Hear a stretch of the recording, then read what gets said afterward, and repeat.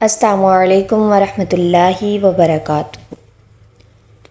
آج کی اس ویڈیو میں مسجد اقصیٰ کی فضیلت و اہمیت کے متعلق بتایا جائے گا۔ عزت و شان کے اعتبار سے پہلی مسجد حرام ہے، پھر مسجد نبوی اور تیسرے نمبر پر مسجد اقصیٰ ہے۔ تینوں مساجد کا ذکر قرآن مجید میں ہے۔ پھر آقا دو عالم صلی اللہ علیہ وآلہ وسلم نے ان کی خصوصی عظمت کو بیان فرمایا۔ نبی کریم صلی اللہ علیہ وآلہ وسلم نے معراج کو جاتے ہوئے مسجد اقصیٰ میں تمام انبیاء کی نماز کی امامت فرمائی۔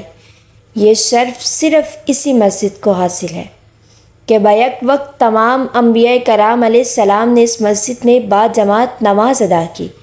بیت المقدس کی سرزمین جہاں مسجد اقصیٰ موجود ہے، ایسی دھرتی ہے جو ہزاروں انبیاء کا مسکن رہی اور سینکڑوں انبیاء کرام کے بچپن کا گہوارہ ہے، اور یہیں اللہ تعالیٰ نے بہت سارے انبیاء کو تاج نبوت سے سرفراز فرمایا۔ یہاں پر انبیاء کے ہاتھوں ہزاروں معجزات رونما ہوئے۔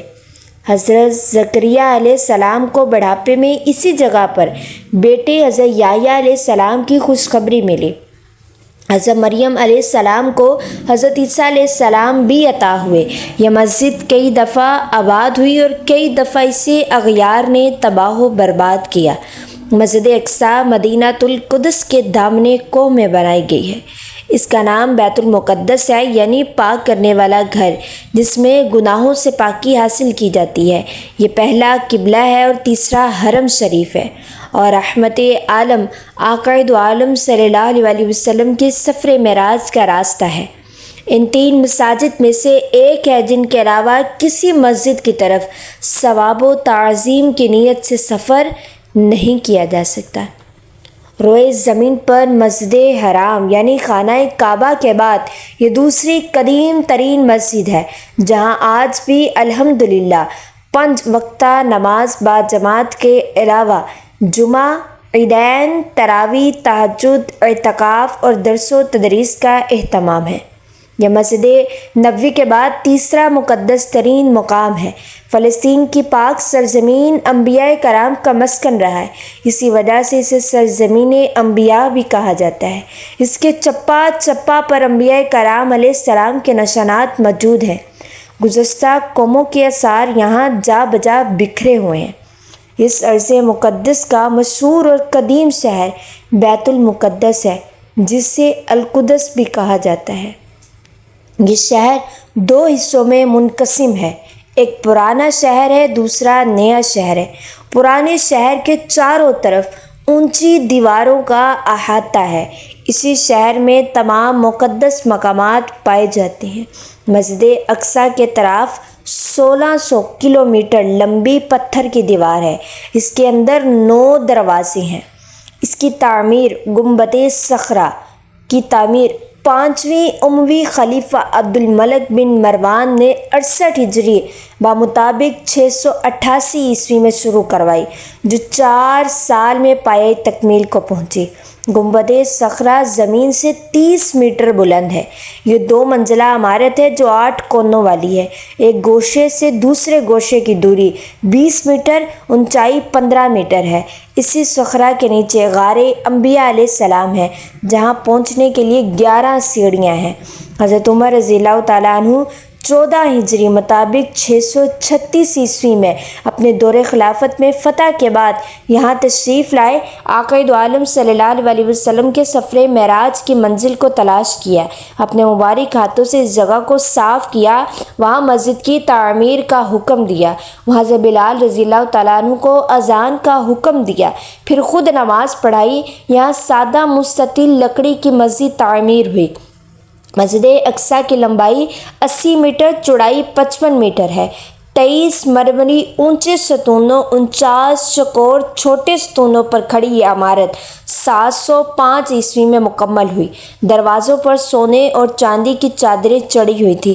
مسجد کے 11 گیٹ ہیں، جن میں سے 7 شمال میں ہیں۔ 5 بار اس کی تعمیر ہوئی۔ موجودہ تعمیر 1035 عیسوی کی ہے۔ اس مسجد میں 50,000 مسلمان نماز پڑھ سکتے ہیں۔ جولائی 1099 کو بیت المقدس پر عیسائی حملہ آوروں کا قبضہ ہوا۔ ہزارہا مسلمان مردوں، عورتوں، بچوں کا قتل عام کیا گیا اور مسجد کو گرجا میں تبدیل کر دیا گیا۔ 12 اکتوبر 1187 کو وہ عظیم الشان موقع آیا جب مسجد اقصیٰ عیسائی قابضین سے واپس مل گئی۔ یہ عظیم کامیابی بطل جلیل سلطان صلاح الدین ایوبی کے شہر فتح کرنے پر حاصل ہوئی۔ عظیم الشان نادر منبر سلطان صلاح الدین نے حلب میں تیار کرا کے مسجد میں نصب کیا۔ 15 اگست 1967 بڑے کرب کا دن تھا جب ایک یہودی سیاح مائیکل روہن نے اسرائیلی حکومت کی ایما پر مسجد اقصیٰ میں آگ لگا دی، جس سے جنوب مشرق سمت کی چھت شہید ہوگی اور سلطان کا وہ نادر یادگار منبر جل کر راکھ ہو گیا۔ مسجد اقصیٰ کی فضیلت جو ہے وہ قرآن پاک میں موجود ہے اور 4 مقامات پر سرزمین شام کو بابرکت زمین کہا گیا۔ ملک شام موجودہ شام سے بہت وسیع تھا، موجودہ فلسطین بھی اس کا حصہ تھا۔ مسجد اقصیٰ شام کی اسی بابرکت سرزمین میں واقع ہے اور اللہ تبارک و تعالیٰ قرآن پاک میں ارشاد فرماتا ہے، ہم نے اس قوم کو جس کو کمزور بنایا گیا تھا اس سرزمین کے مشرق و مغرب کا وارث بنایا کہ جس سرزمین میں ہم نے برکت رکھ دی۔ اور اعراف کی آیت مبارکہ 137 ہے۔ اس آیت مبارکہ میں حضرت سلیمان علیہ السلام کے دور میں موجود بنی اسرائیل کی اس عظیم سلطنت کی طرف ارشاد ہے جو کہ اس زمانے کے شام اور اس کے گرد و نواح پر مشتمل تھی۔ اسی طرح ارشاد باری تعالیٰ ہے، ہم نے ان کو یعنی حضرت ابراہیم علیہ السلام اور حضرت لوط علیہ السلام کو نجات دی ایک ایسی سرزمین کی طرف کہ جس میں ہم نے تمام جہاں والوں کے لیے برکت رکھ دی۔ اور سورہ انبیاء کی آیت مبارکہ 71 ہے۔ اس آیت مبارکہ کے الفاظ العالمین سے واضح ہوتا ہے کہ سرزمین فلسطین و شام کی برکات کسی خاص جماعت، قوم یا مذہب کے ماننے والوں کے لیے نہیں، جیسا کہ یہود کا یہ خیال ہے کہ اس سرزمین کی برکات ان کے لیے مخصوص ہے، بلکہ اس سرزمین کی برکت تمام اقوام، مذاہب، جماعتوں کے لیے ہے۔ اسی طرح ارشاد باری تعالیٰ ہے، حضرت سلیمان علیہ السلام کے لیے ہم نے تیز و تند ہوا کو مسخر کر دیا تھا جو ان کے حکم سے اس سرزمین کی طرف چلتی تھی کہ جس میں ہم نے برکت رکھ دی ہے۔ اسی طرح ارشاد باری تعالیٰ ہے، ہم نے ان یعنی قوم سبا کے درمیان، ان بستیوں کے درمیان جن میں ہم نے برکت رکھ دی، کچھ نمایاں بستیاں بنائی تھی۔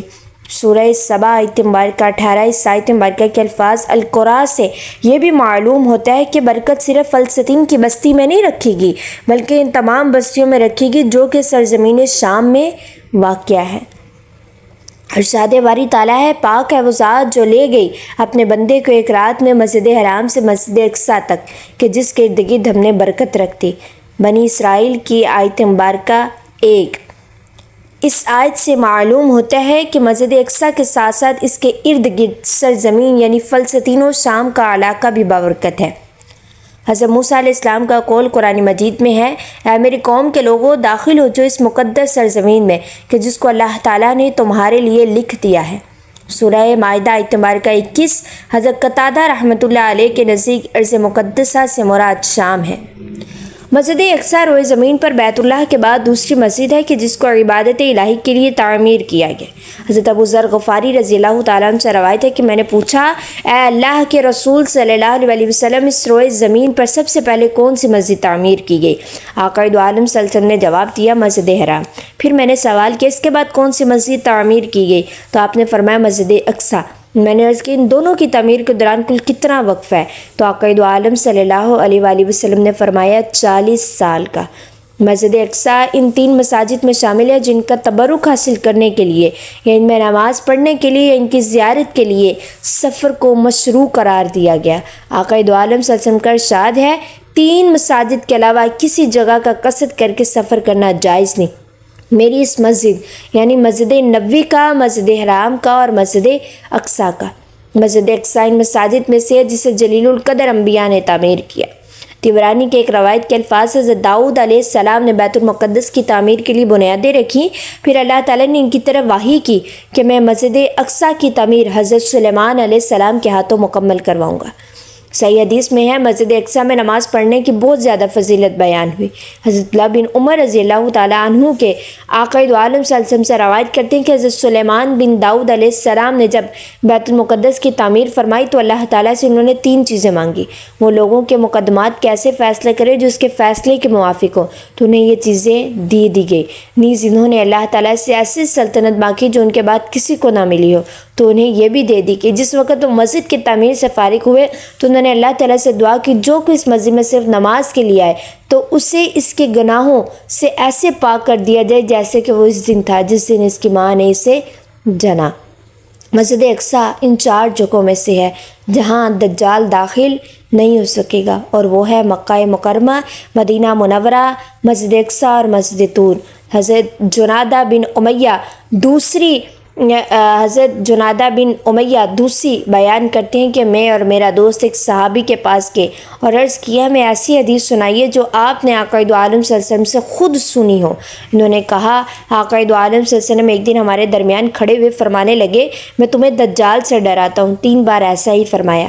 میری امت کے لوگ وہ تم میں نکلے گا، وہ گھنگریالے بالوں والا گندمی رنگ کا ہوگا، اس کی بائیں آنکھ مٹی ہوئی ہوگی یعنی نہیں ہوگی، اس کے پاس جنت اور جہنم ہوگی، اس کے پاس پانی کی نہر روٹیوں کا پہاڑ ہوگا، اسے اتنی طاقت و قوت دے دی جائے گی کہ ایک جان کو قتل کر کے اسے زندہ بھی کر سکے گا۔ وہ آسمان سے بارش برسائے گا لیکن زمین سے کوئی چیز نہیں اگے گی، وہ زمین میں 40 دن ٹھہرے گا یہاں تک کہ ہر جگہ پہنچ جائے گا۔ وہ 4 مسجدوں کے قریب بھی نہیں آ سکے گا، مسجد حرام، مسجد نبوی، مسجد اقصیٰ اور کوہ طور۔ اللہ تبارک و تعالیٰ سے دعا ہے کہ اللہ تبارک و تعالیٰ ہمیں سچا پکا مسلمان بنائے، ہمارے دلوں میں نرمی پیدا فرمائے۔ آج جو غزہ پر جو ہے وہ پہاڑ ٹوٹا ہوا ہے قیامت کا، اللہ تبارک و تعالیٰ ہمیں معافی عطا فرمائے۔ ہمارے اندر اتنی طاقت نہیں کہ ہم جو ہے وہ ان کے لیے لڑ سکیں، لیکن جتنی طاقت رب تعالیٰ نے دی ہے تو اتنا جو ہے وہ ہم اس کو استعمال کریں۔ ہم بنی اسرائیلیوں کے جو ہیں وہ پروڈکٹس کا خاتمہ کریں، ان سے اجتناب کریں، ان کو استعمال نہ کریں۔ اس کے ذریعے ہی آپ جو ہیں وہ غزہ کے لوگوں کی مدد کر سکے ہیں۔ جتنی رب تعالیٰ نے آپ کو توفیق دی ہے اتنی جو ہے وہ آپ مدد کریں۔ اللہ تبارک و تعالیٰ مجھے اور آپ کو عمل کرنے کی توفیق عطا فرمائے۔ آمین ثم آمین وما علینا الا البلاغ۔